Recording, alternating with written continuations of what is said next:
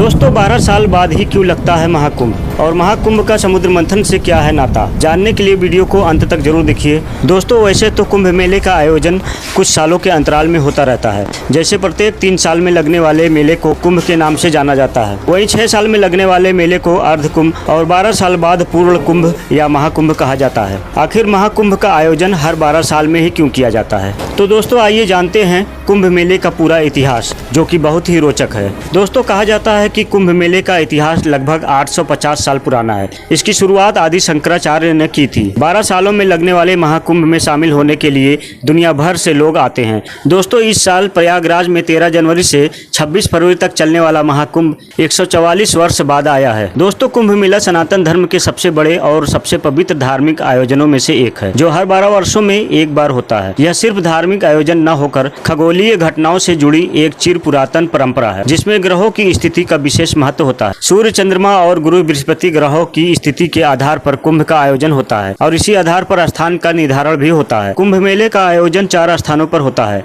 प्रयागराज, हरिद्वार, नासिक और उज्जैन में होता है। इस आयोजन की 4 श्रेणियां हैं: कुंभ, अर्ध कुंभ, पूर्ण कुंभ और महाकुंभ। कुंभ 12 वर्षों में एक बार चारों जगहों हरिद्वार, नासिक, उज्जैन और प्रयागराज में बारी बारी से आयोजित होता है। अर्ध कुंभ का आयोजन सिर्फ प्रयागराज और हरिद्वार में होता है। इन दोनों जगह हर 6 साल में एक बार अर्ध कुंभ का आयोजन होता है। पूर्ण कुंभ सिर्फ प्रयागराज में हर 12 साल में एक बार आयोजित होता है और महाकुंभ एक दुर्लभ आयोजन है, जो 12 पूर्ण कुंभ के बाद यानी 144 साल बाद आता है। इसीलिए इस आयोजन को महाकुंभ कहते हैं। यह सिर्फ प्रयागराज में आयोजित होता है, जहाँ गंगा, यमुना और सरस्वती नदियों का पवित्र संगम होता है। महाकुंभ के दौरान तीर्थयात्रियों को त्रिवेणी संगम में अनुष्ठान स्नान करके खुद को आध्यात्मिक रूप से शुद्ध करने का अवसर मिलता है। प्रयागराज महाकुंभ में इस बार संगम में पवित्र स्थान के लिए 6 प्रमुख तिथियां निर्धारित है। पौष पूर्णिमा 13 जनवरी, मकर संक्रांति 14 जनवरी, मौनी अमावस्या 29 जनवरी, बसंत पंचमी 3 फरवरी, माघी पूर्णिमा 12 फरवरी,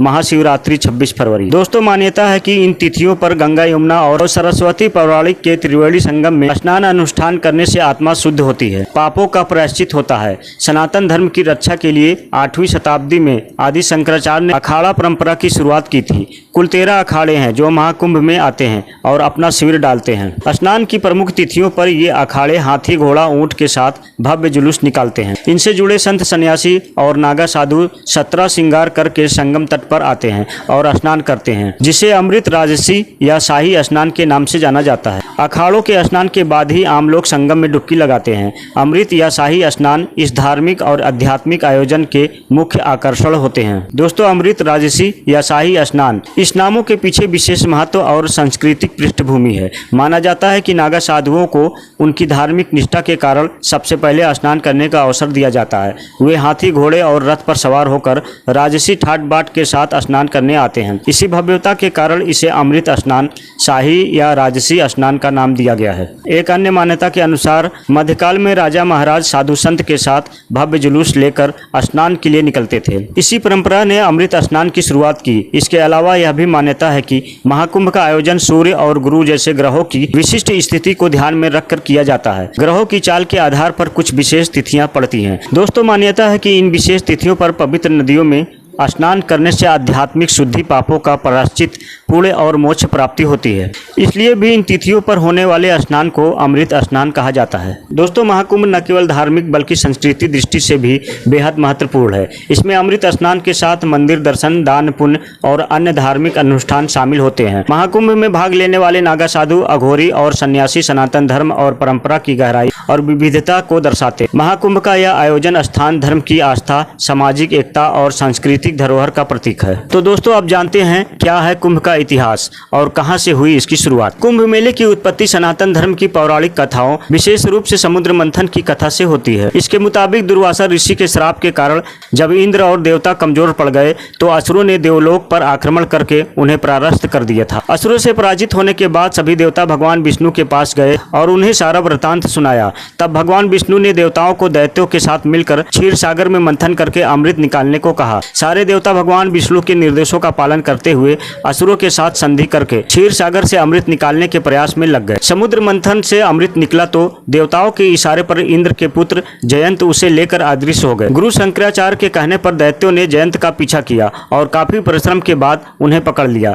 फिर अमृत कलश पर कब्जा प्राप्त करने के लिए देवताओं और असुरों में 12 दिन तक युद्ध चला। कहा जाता है कि इस युद्ध के दौरान पृथ्वी के 4 स्थानों पर अमृत की कुछ बूंदें गिरी थी। ये 4 स्थान है प्रयागराज, हरिद्वार, उज्जैन और नासिक। इसीलिए इन्हीं 4 जगहों पर कुंभ मेले का आयोजन होता है। साथ ही मान्यता है कि देवलोक के 12 दिन पृथ्वी के 12 साल के बराबर होते हैं, इसलिए हर 12 साल में एक बार इन 4 स्थानों पर कुंभ का आयोजन होता है। दोस्तों, कुंभ मेले का आयोजन किस स्थान पर कब होगा यह ग्रहों और राशियों पर निर्भर करता है। कुंभ मेले में सूर्य, चंद्र और गुरु बृहस्पति ग्रहों का विशेष महत्व होता है। जब सूर्य और गुरु एक राशि से दूसरी राशि में प्रवेश करते हैं तभी कुंभ मेले का आयोजन होता है और इसी आधार पर स्थान और तिथि निर्धारित की जाती है। जब गुरु बृहस्पति वृषण राशि में प्रवेश करते हैं और सूर्य मकर राशि में, तब कुंभ मेले का आयोजन प्रयागराज में गंगा, यमुना और सरस्वती के संगम पर होता है। जब सूर्य मेष राशि और गुरु कुंभ राशि में प्रवेश करते हैं तब कुंभ मेले का आयोजन हरिद्वार में गंगा नदी के किनारे होता है। और जब सूर्य और गुरु का सिंह राशि में प्रवेश होता है